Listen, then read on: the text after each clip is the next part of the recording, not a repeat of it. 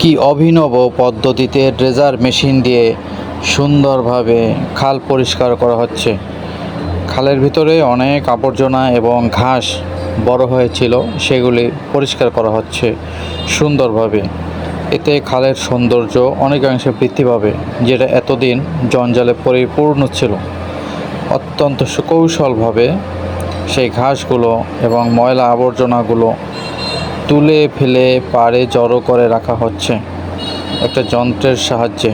এই কাজটা খুব সুন্দরভাবে করা হচ্ছে। কত অভিনব পদ্ধতিতে ময়লাগুলো উঠিয়ে পাড়ে জড়ো করে এক পাশে সুন্দরভাবে রাখা হচ্ছে। এতে পানির